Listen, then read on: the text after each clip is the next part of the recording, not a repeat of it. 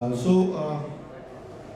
believe that from morning we have been hearing about manufacturing, auto manufacturing, trends in manufacturing, smart manufacturing, IoT, various organizations having their IT solutions, corporates launching their digitalization journeys, and now we will hit upon the core topic of electric vehicles as such, and focus will be the challenges in the ecosystem. Now, ecosystem. So let's define the ecosystem, and let's not keep it as something which is a jargon. Ecosystem is all players in that particular system, right? You have electric vehicle to be manufactured. What all components it will have? It will have all the auto components. Plus, if you take out the IC engine and related components, so it will reduce it maybe from 1,000 components that you would have for the drivetrain and reduce it maybe to 100. Numbers could be here and there, and each one getting supplied and provided by the ecosystem. So ecosystem will have the energy providers to make sure that this electric vehicle which runs on electricity is supported. There will be distribution for this energy to come to your electric vehicle. There will be end user who is consuming, deciding, buying, not buying, accepting, rejecting, what you are providing in the market. There will be all these component providers that eventually are making this particular component sub-assembly that you would have. So there will be a supply chain of all these auto, non-auto related components. Specific to electric vehicle, there will be motor controller, battery management system, and other electronic components, right? That makes ecosystem. So there will be OEMs, some tier ones. Are you all with me? So what is the challenge that we are seeing right now? And we'll talk about those challenges. That we want to get to 30%, 80% of two-wheeler, four-wheelers, two-wheelers, three-wheelers by 2030. Are we on track as far as the adoption is concerned? Sort of, are not? Okay, let's really look into that. And why are we not there? Okay, so these are the aspects that we will definitely look into. I have a great pleasure to have people who are actually industry veterans and have spent time in these individual areas. Like for example, we have Abhay Patwardhan, who is Director of Power Swap R&D. Big round of applause for him. He has spent his last 15 odd years right from Reva. He was part of Reva, then E2O, and eventually now he is running his own venture, which is focused on battery management system and their own venture where now he is going to talk about the battery swap mechanism that we will see that how it helps the ecosystem. We have Sri Kumar, who is General Manager in EDS. He is bringing out all the dimensions of all the knowledge that is required for virtualization. How in this ecosystem. Now, auto had a particular life cycle. EV, does electric vehicle has different auto cycle? Can we produce it in 8 to 9 years or 10 years or 5 years and sell it like that? Or the life cycle is longer? Is validation important or not? How can we do it virtually is what he is going to bring on the table. We have Krishna, Mr. Krishna, who is bringing in his knowledge. Round of applause. Knowledge about manufacturing system, smart manufacturing system, IoT, connected end-to-end. And now, with the advent of electric vehicle, how that happens, he brings in that OEM flavor and viewpoint for us here. We have Nitin Dhande, who is the head of marketing, and strategic planning from ARAI. He will bring in the dimension of verification, validation, how important it is, and what are the different things that ARAI as an entity and otherwise would help to make these challenges actually get addressed. So it's a fair combination of panel that we have. So let's jump to something that we would like to start with Abhay and talk about, there had been a talk about battery being complicated, it's something that costs 40-50% of the overall electric vehicle. Lithium being scarce, 85% producing, China dependency. So what's your perspective? Why it is happening like this? Where where we have a problem. And what is that you see as a thing. As a structure, we are going to have 2 rounds of different questions, around 8 questions that we will deal with. Briefly, each one will get 3 minutes, and you will have all the time that they are going to be with you to ask them questions and get that knowledge, because they are wealth of knowledge, each one of them. So, Abhay. Hello, can you hear me? Yes. Yeah, I think this is the first session after the lunch, right? So we have the as critical job as the previous session. I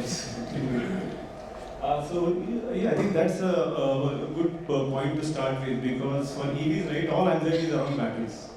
Typically there is an equation with the consumers like EV is equal to battery, or whatever battery problems are EV problems. So in either way, whether the battery costs are basically the one which will dominate EV. So EV is equal to battery is a kind of equation being formed in minds of most of the consumers. And let's look at what this battery is, or how much sensitive it is in terms of the complete ecosystem understanding. Right? Typically, a battery costs around 30% of the BOM cost. A single atom costing the 30%. So it's a major BOM cost atom, or the only major BOM cost atom in the complete EV platform. Secondly, it's only one example other than the ammunition, where the igniter and the fuel are packed together. You tell me any other example. And such kind of thing, so it's the lithium oxide is the igniter, and the lithium salts with electrolyte is the fuel. So we don't have any other example of that, right? And still we have been handling this battery since what now? 15 years? Or if battery is not there, we can't even imagine our life today. So that's another sensitivity. And then third, now these are basically intrinsic to the battery. But as it comes to India, see, it's very simple. Any technology or product which is developed outside India cannot be used in India as it is. It has to have huge engineering reorientation, and that has been basically been proven well with the white goods. So none of the fridge, none of the AC, none of the TV which is needed in India comes from outside. Okay, so that's the brands are global, but the product is all considered in India. I think it goes same for the battery as well. Typically, our operating temperatures are very high. Allow me when the time goes up, right? So the operating temperatures are very high. So when you talk of this kind getting into India, it has got its own challenges, and that needs to be understood. For example, Dreamliner project that got derailed by 14 months after a single incident of battery. And you can understand that's the classic example where the safety first is to be looked at. Forget about anything, forget about all the stakes, whatever business and all, first safety first. And that orientation is very, very important when you talk of battery in terms of electric vehicles. Today we talk of in a simple two-wheeler, we have got 2 kWh of energy, which is huge energy in that sense. Okay, so to manage that energy, especially in our ecosystem, in our abusive kind of environment in terms of usage, none of the battery vehicles, most of these battery vehicles, they are loaded with twice or thrice, right? What it means is the temperature inside battery goes higher. Whatever it is designed for, it's not used for that. So that's another aspect which comes in, and that has to be completely reoriented. What has happened is 2018 before scenario was completely different, where the batteries have been talked of how many dollars per kg. Okay, and that's something like Tarajule ke baitho dekho.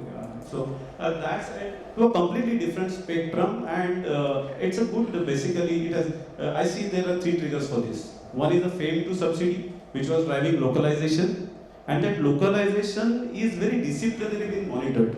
Like tier 2, tier 3 suppliers are also being monitored for the localization contents, and there is like assembly value addition is not considered as a localization. So that's a good impact. A true sense it's been monitored. Secondly, all the safety incidences which has taken recently have been taken by very seriously. It's not only by the regulating agencies but also reciprocated by the industry in that sense. Okay, so there has been scrutinies for each and every fire incidences by the regulatory authorities, and that's something which has it's quite unnatural for a nascent stage of technology. But that what it has actually done is, with all these things, even the low-speed vehicles being discontinued, okay, or not discontinued, again, disciplinary, there is a regulated discipline being put on that. So what it is putting is a right perspective for a commodity kind of battery to start with. and then that's the right starting point. There has been tethering issues for last past because of this, but then whatever ecosystem we develop henceforward would have a right start point, and that start point will be safety first and basic minimum hygiene, which will ensure the safety during the runtime as well. So that has been, I say, it's an opportunity which has been given. If you look at the battery, again, a lot of people come and say, ki, I have got 5,000 cycles of battery. How much battery you have? I said, boss, there is no gold material available for batteries. Okay, so it's basically a trade-off of some of the other parameters, whatever you talk of. If there is a golden material available, I think that we will see those. I would like to buy the shares of that, but still I am not able to get those. So there is no golden material available. Lithium is going to continue for a long time, at least a decade, because it occupies a very sweet spot in the periodic table, like hydrogen, helium, lithium. So lowest atomic weight, high energy. So unless and until there is a breakthrough material, which is not through a normal way of alternate materials, but a composite source, a different kind of approach to the material problem, I think lithium-ion battery will continue to have its presence, especially for the onboard applications. And as it comes to the next technologies, be it fuel cells or even the pantograph kind of vehicles, what it makes this lithium-ion battery is more and more stringent, because its performance increases, the power performance increases, and that becomes much more complex to the system. So with all these things, I think the high value item, high safety item, it's a right start point which has been offered to us in the last 3 years, and that will really help us in the long run. Wonderful, wonderful insight. It was well in time, and I believe the kind of engagement I see, everybody is absolutely engaged on it, so it was well within time. So moving on from the context of battery being a critical item, and there have been some issues around thermal runaway. There is an issue about supply chain not being there, and in auto cycle we know that virtual prototyping, where we actually represent everything in virtual and actually define it. So I would actually get back to Shri Kumar and his experience of in the last maybe 5-7 years of whether you see that in 2-wheelers, 3-wheelers or 4-wheelers. I'm intentionally drawing that map because 4-wheeler in EV is kind of a mature space. And in fact, we are blessed in India to have Indian players at the top there. We'll talk about the Tata success story later.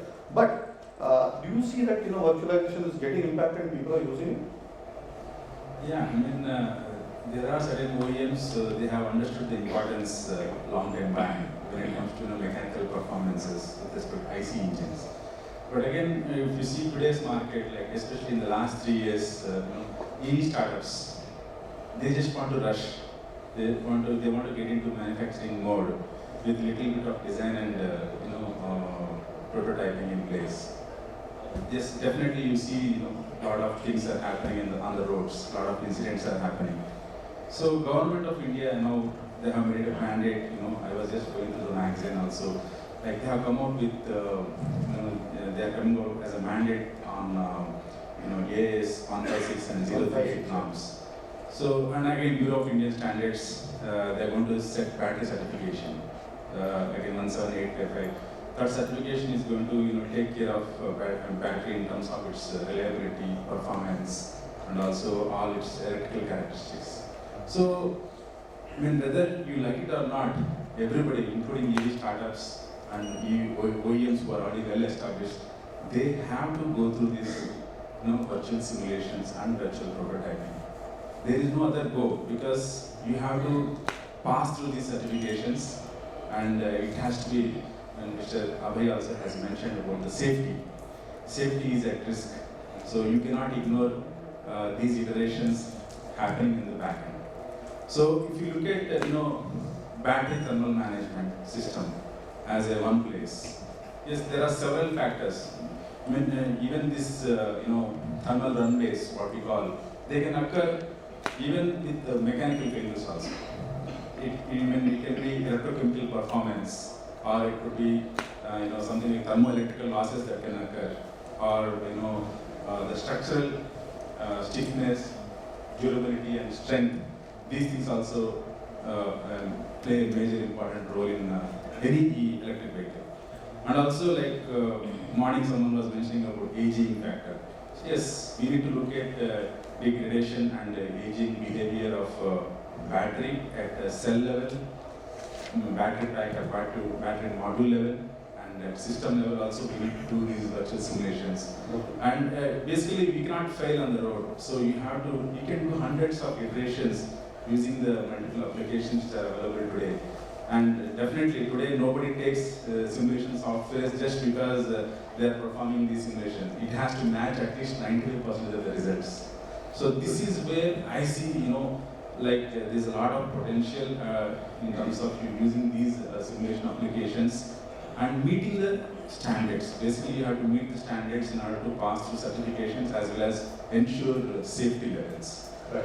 I think that it's good perspective about how, if at all you want to reduce the product development cycle, virtualization, virtual prototyping definitely helps in normal course of auto where it has got established. Now it is getting parallelly implemented on EV, and I heard as we were speaking, it is getting implemented for two-wheelers also, which is a definitely welcome sign for vehicles becoming more and more stable.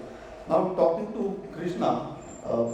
Coming from OEM side and having that huge amount of manufacturing experience where all these pieces have to be put in place, and you see a rush of things trying to get done faster way and trying to get that buck for us, for you. So where is it going to stop, or is it going to continue? You rightly pointed out. India has been like kind of a very big rush, especially in two categories, what I see, two-wheelers and the three-wheelers. Four-wheelers are still a bit, let's say, kind of taking a seat back and trying to evaluate and see that whether they are ready for the whole thing. Because there are two figures over here, Abhay and Srikumar pointed out, there are multiple components which are totally different as compared to the ICE engine. Hence, the life cycle, over the life cycle of overall as a vehicle, as a complete system, has not yet been understood and tested. And when they are going to implement this for the first time, you need to take a lot of trials. So there are going to be like a lot of prototypes. And the other side which we have seen is that a lot of startups are there, where they do not have a classical manufacturing experience, which needs to bring, let's say, starting from the design failures. Fundamental differences which we find. The design failures are not done. Forget about the process of failure.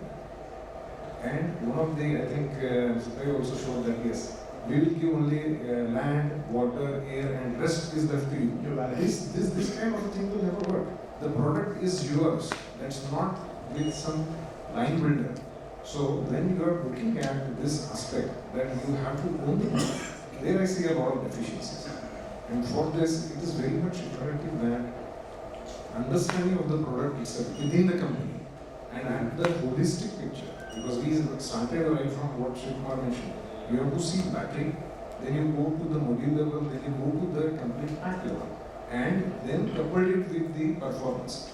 This is totally a different way of looking at the systems. So we are looking system of systems thinking. That is the first thing that we need to be brought in. Then maybe you have the right design, but we have seen a lot of places where the batteries manufactured have come to you, let's say, 6 months down the line. And then you don't know what kind of battery are you fitting in your car or the model which you are going to make. So the manufacturing process awareness as well as the process FMEA and understanding which are the potential areas of failures and how to mitigate them.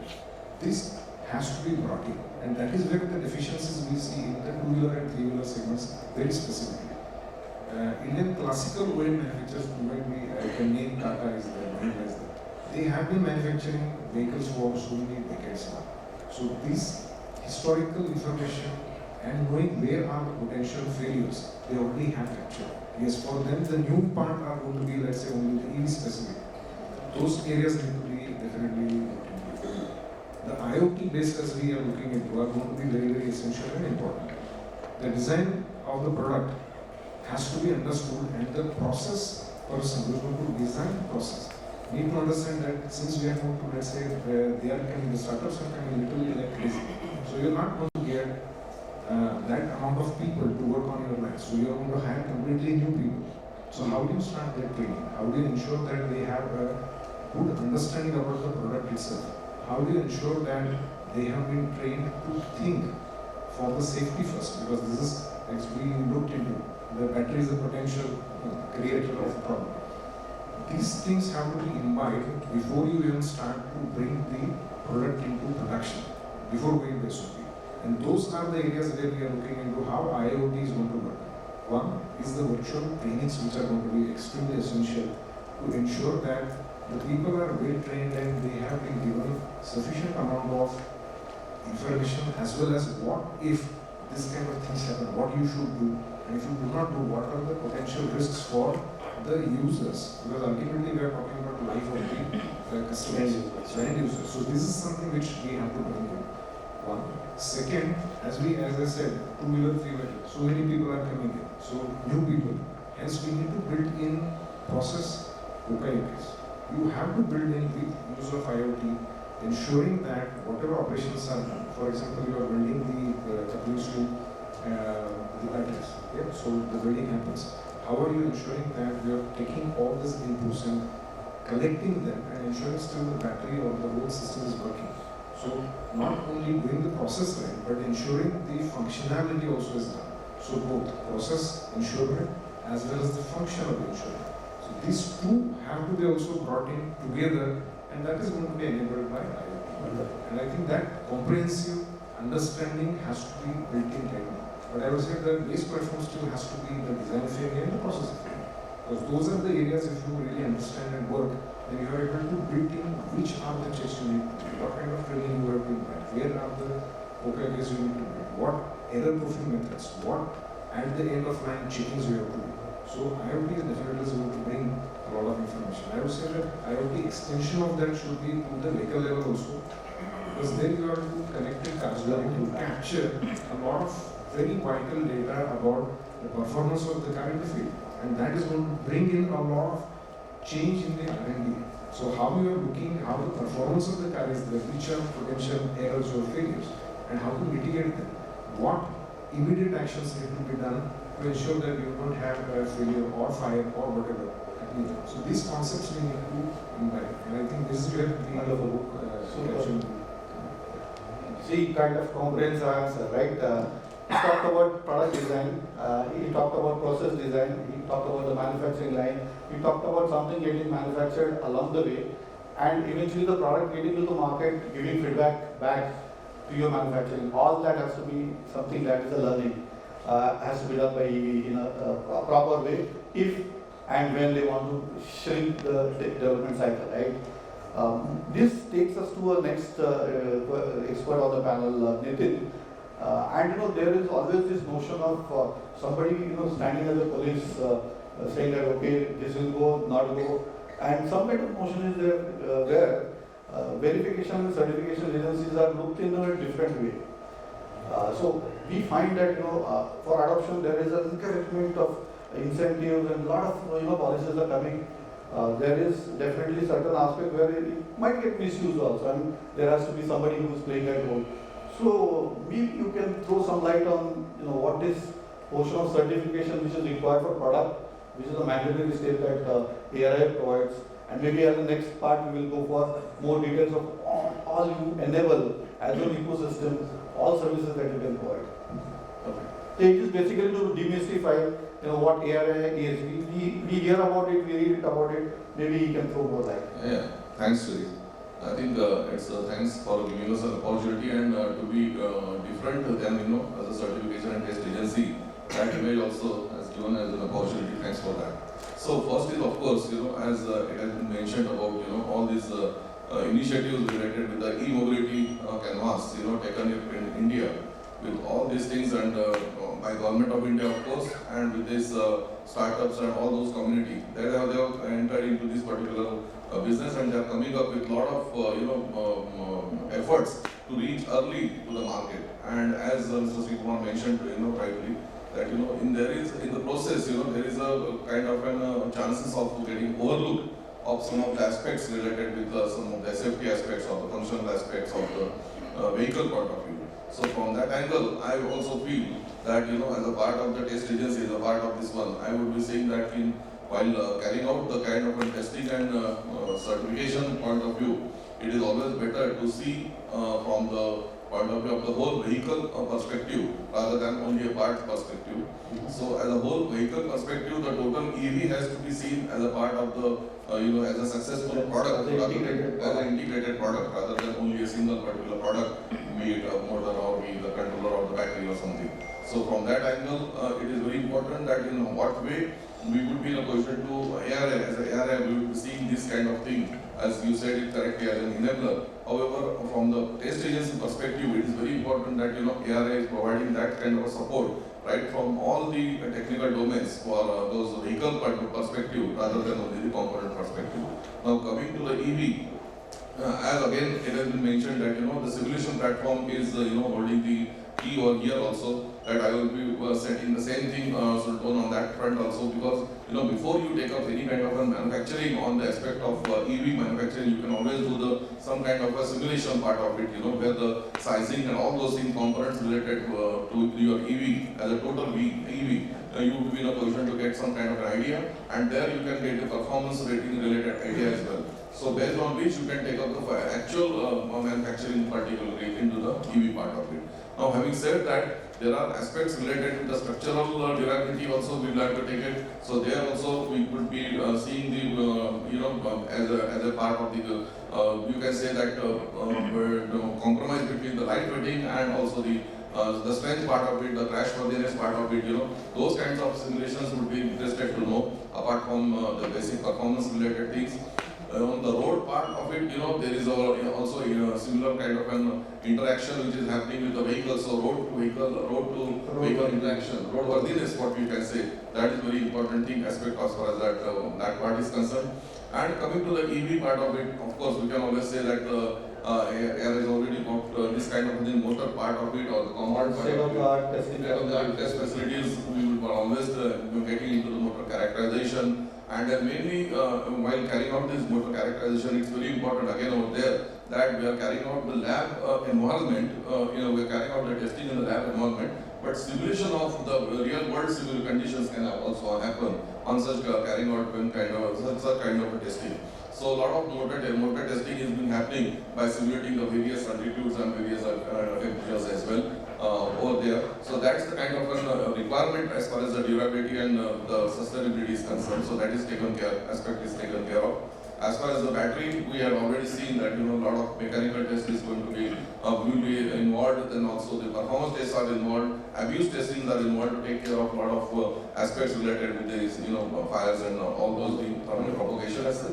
So from that angle, then of course the motor and motor control I have already mentioned about part of it. Battery charger related things would be taken care of as a charger testing would be possible to take care of the multiple protocols also, including this CHAdeMO and the CCS2 as such. So there also we will be in a position to offer that kind of thing. And lastly, not the least, but for the vehicle EMC point of view, it's very important thing. So there also would be in a position to take up. So holistic approach in terms of the vehicle development, EV vehicle development as such, would be possible if we take it the simulation and validation together. Superb. I think it is a comprehensive, you can imagine a comprehensive sets of test beds, state-of-the-art kind of investment that has happened, and that's all is available. And also simulation tools like EDS, you talk about MDI ADAMS, or you take MATLAB Simulink, where the whole vehicle could be modeled one-to-one, and if at all you are kind of simulating the drivetrain, you should be able to flip the changes as parameters and eventually get all the results out. I think that's amazing view.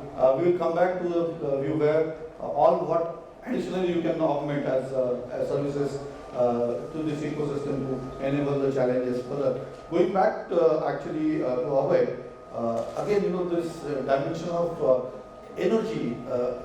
Electric vehicle talks about energy, carbon footprint. So this energy that we have in battery, right? How is that refueling aspect going to get addressed? Like we assume that ICE vehicle comes without the fuel, but it's said that electric vehicle comes with the battery or the storage already built in.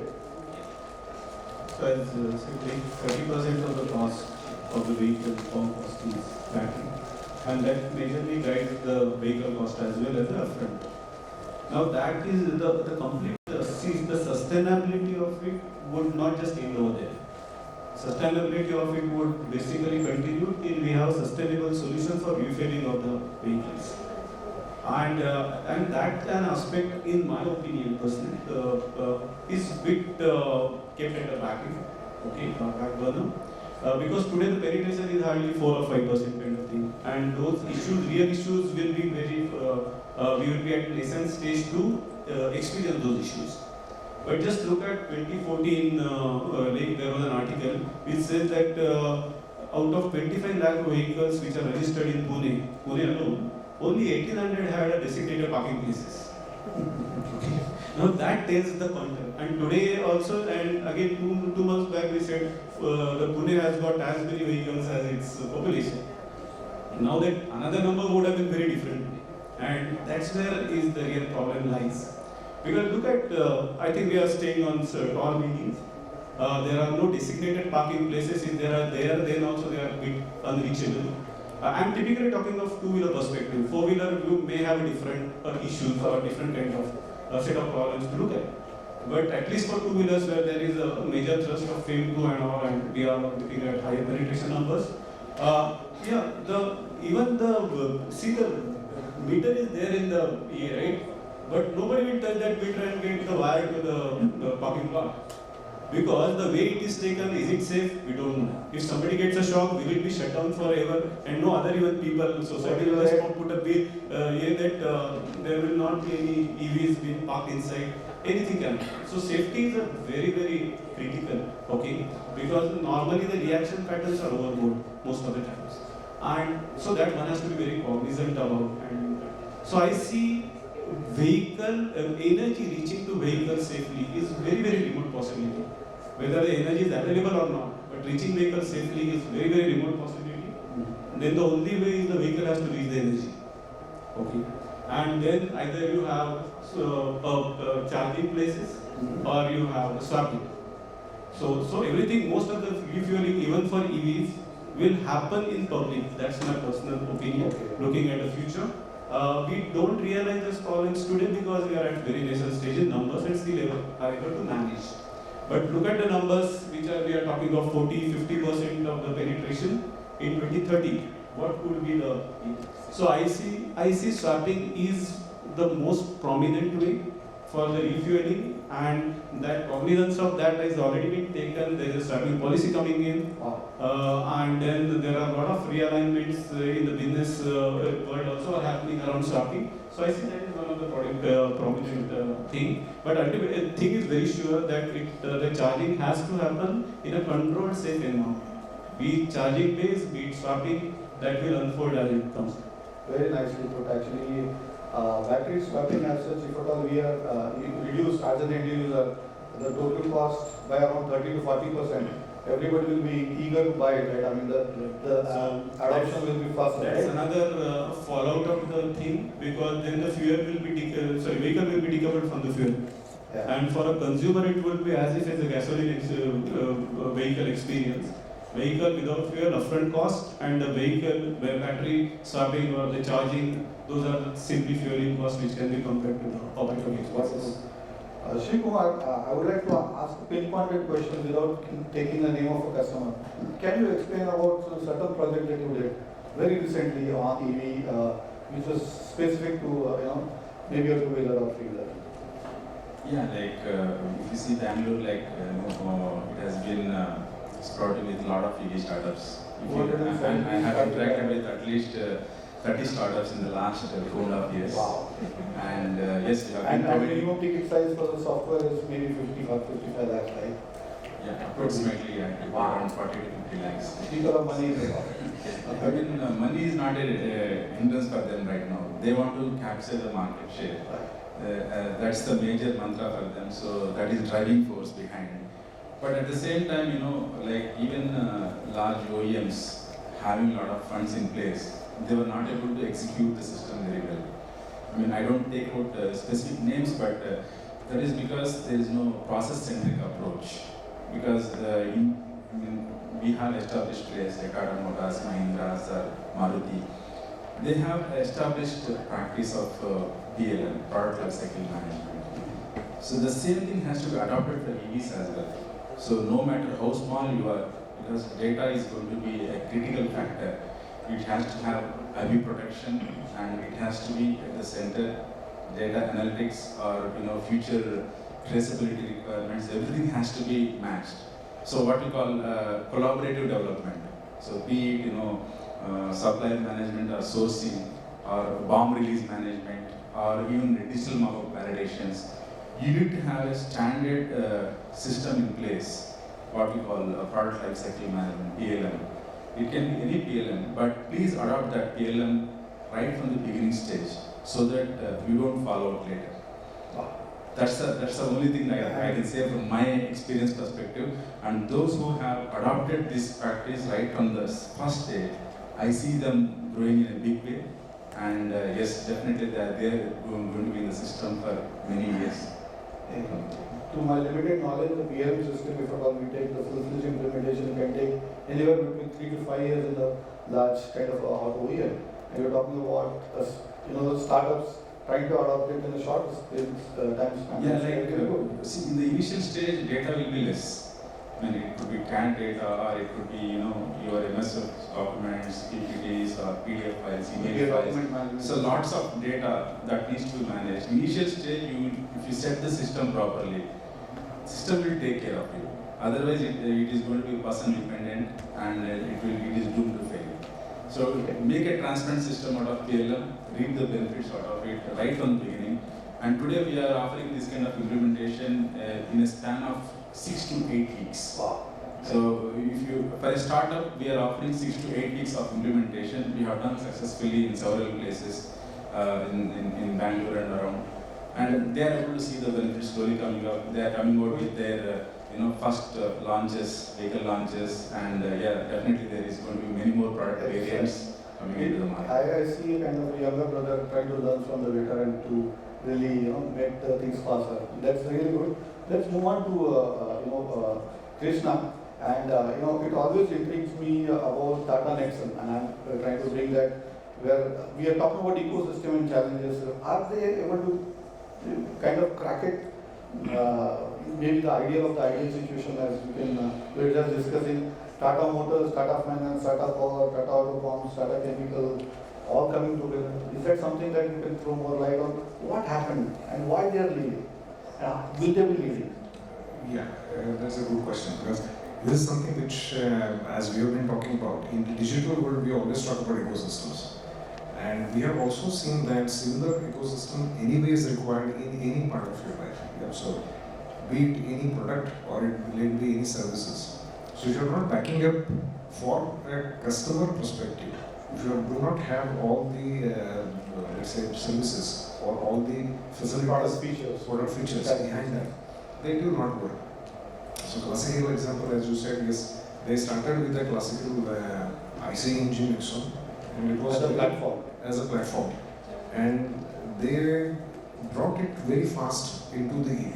So I think one of the strategies was to bring something into the market which would be like a testing the waters. So that was very essential. But before that, they did one very important exercise. That was to look into the let's say the whole market and understand what exactly is expected out of the EVs. So the first was market survey. Exactly. Market survey was done, and that is where the whole thinking started. The first was to look at what is the battery, let's say, issues in terms of safety, one.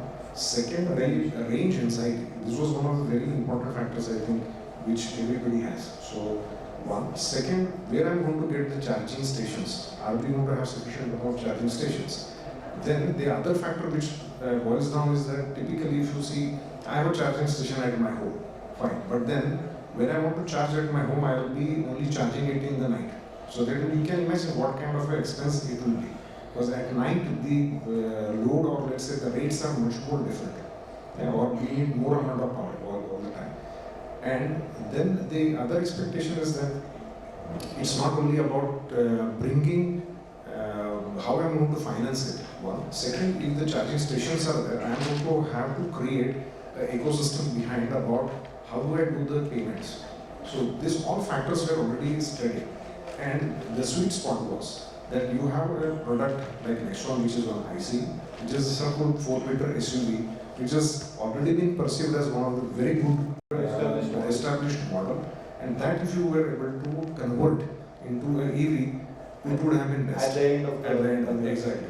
The other thing which they did was, as I explained, so this whole idea started coming through that no, we need to look at the ecosystem. Autocomp anyway was established, but this was the first time where they put the Tata Chemicals also in board, or Tata Power.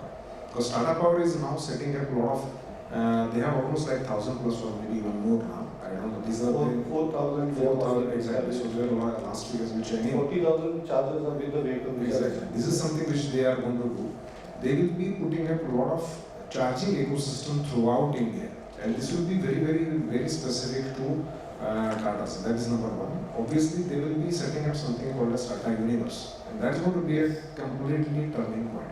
That was launched maybe 2-3 years back by Insurance declaring it as an ecosystem. Exactly. Listen, because they are not going to talk about only selling or let's say the battery. No, we are talking about bringing value-added services. How do I get, let's say, the infotainment services or any additional features that you want to get into your car as a part of the infotainment? Those will be available online. So demand as demanded by the customer. These are the thinking that is already there, and the steps are started now. So you will see that as a very long run, these are the starting steps, and the best thing that has happened is that they have the first movers advantage. They are already in the market. They have taken the risk. They have taken the first step. So I think this, in that context, they have done the right strategy and brought the right ecosystem. As I said, the customer is looking for all these things. They have also, in fact, tied up with a lot of big builders to bring their chargers into the as a design itself as a part of the building. So that will definitely help them to increase and improve the presence which they have. So as I said, there is the first model which comes is from IC to EV, but then they have this whole thing being figured out about next will be evolving to EV, which talks about bringing, let's say, 10 back-to-back EV models, which will be totally. So classically, if you have seen, they have gone from a very specific IC manufacturer, pre-kit, try to use the existing model, bring it and test the waters, create an ecosystem around, create a nice understanding with the customers, get a lot of feedback, and that is where I say the ecosystem, because they are going to have a lot of information coming in from Tata Power, you are going to have a lot of information coming from Tata Finance. Who is doing the charge, where the charging is happening, which cities you are going to have the most direct communication where there is a lot of sale happening for Nexon.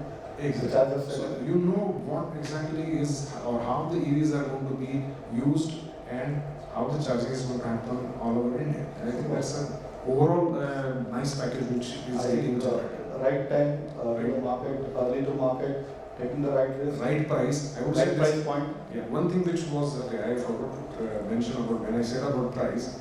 The most important thing that happened was when they looked into the pricing, let's say all the necessary EVs were about 2 to 2.5 times higher the IC. Yeah, and then the challenge was to say, I have an IC and I price it 25 or 30% plus, nothing more than that. and they were stern about it. Yeah, correct. So they were in a position to do it. So they were putting a price point lower to the level that users will buy, but not lower that they will create losses. Correct. So I think it is a very good sweet spot. Right price, right time, right ecosystem. The whole thing is fitting at the moment. And got to the warranty of 8 years, which was a super risk that they 1.6 lakh kilometers. battery warranty. which will cost maybe 7 to 8 lakh. Right. That is one thing. And I think the next step will be to look into what, as I said, battery swapping. So that would be the next step which I would foresee in coming years. How they would like to do that. Having heard that, feeling really, I was proud. Feeling inside, having worked with 3 Tata companies, I feel great. I feel really bad when Nano actually tanked. I was looking at Nano electric vehicle version, at least that will come at 3.5 lakh vehicles. But maybe this is 20 lakh rupees vehicle, which will be free. And we will see, Indian market is extremely tough. We are very picky. If anything goes wrong, we will drop that model. We'll have bad reviews and we'll make sure that that company fails. It is sustained for last 2 and 3 years. I think it's something that we should learn as an ecosystem moving forward. Coming to the maybe last turn, Nitin, tell us about it's a lot that is happening within the walls of ARA, more than just testing verification. a lot of investment happening, a lot of technology getting built, and you are ready to extend it and give it to anybody who wants to start on their own. The whole know-how encyclopedia is of experience is there, right? So how do you look at it and how do you explain that? Yeah, it's a very important question actually. I would like to see that, when you see the video of ARI, it always says that, the ARI's transformation has been from a testing house to testing and R&D house. Now, having said that, in the last decade onwards, innovation is our focus, and where we have started a lot of efforts in terms of building up of all the knowledge as such and knowledge dissemination through the form of IPs and all those things. So, as a part of that one, to come to this particular thing, to answer your questions in terms of business perspective, I would like to say that a lot of flexible business models we had initiated inside, as far as the startups are concerned. Those includes the services like dedicated services of simulation or the ODC wise desk we can call it for them. So we are given them those kinds of services as such, be it the testing services or be it the services related to the simulation also. Then there are concessional charges as such. We have been provided to MSMEs. So more than around 300 MSMEs are already in this year might be would have taken the benefit of this kind of charges this one. So coming to this particular thing, we are already coming up with a shortage of facilities and all those things. So we are augmenting our EV test facilities with a higher EMI in chambers as well. Apart from that, we are also battery augmentation facility. We are doing it with a higher big truck size batteries. Those kinds of battery related infrastructure, testing infrastructure. We are going to have it in near future. It's in September or October 23 that would be commissioned as such. And then these are the kind of initiatives as far as those are concerned. Apart from that, we have taken up the opened up the Technomos platform as a platform for innovation platform. And on that Technomos innovation platform, we are it's basically a a platform which is bringing together all the ecosystem related to the startups, including the startups in the industries and also academia also. And all the way we are in a position to give the support to this particular community through various free webinars and trainings and so those kinds of offerings as such. So that is the one part of it, including the student community related with the hackathon also. As far as the ARI Academy is concerned, we already got these programs related with the training programs for the industry professionals also, which also focus on the e-learning also and EV related things also. Apart from that, of course, we have got the initiatives in terms of technology offerings. We have initiated internal R&Ds as such, projects as such, where we have come up with some kind of technologies which are ready to use for or offer to at a certain technology readiness level. Say charger, for example, we have got a certain kind of a charger technology readiness, and people have taken 4 or 5 people have already taken the knowledge from that particular model. As far as that is concerned, technology transfer wonderful. BMS also one of the leading battery manufacturers has shown that interest, and he has taken those kind of things, similar kind of technology transfer. So from that angle, it has been technology transfer wise. We have taken a lot of initiatives. As far as the further with the Ministry of Heavy Industry Support, we are establishing our common engineering facility center at with the model of hub and spoke kind of a model. Where hub would be in Pune, ARI, and spoke would be at Bangalore, and another spoke would be at Guwahati.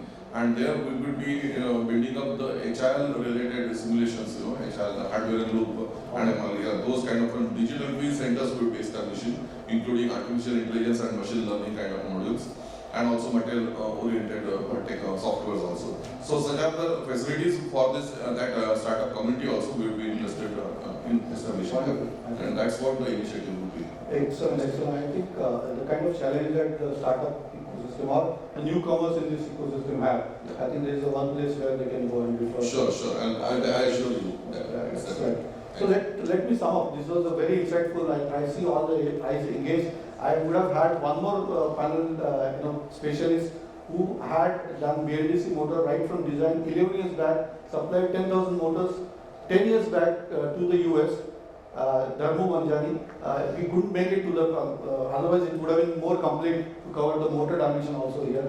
But it's wonderful to share. Let's have a round of applause. I'll conclude. and then I will let somebody ask question, and then there will be a surprise question that you would ask, right? Okay. So conclusion is that adoption is a process, vehicle adoption is a process, it takes time and we have to give that time. There is no fast thing that we can do. There is a role model like Tata who has been there, been successful, so we can actually take a lot of learning from there. Streamlining of supply chain, specifically battery motor, is a key to success, and validation, verification beyond that, any other services that we have is a key to success. Last, it's very important to have virtual prototyping where actually the cost and time to get to the results is achieved. So great interaction. Any questions are there? We can take a couple of questions and then we'll go to the surprise question.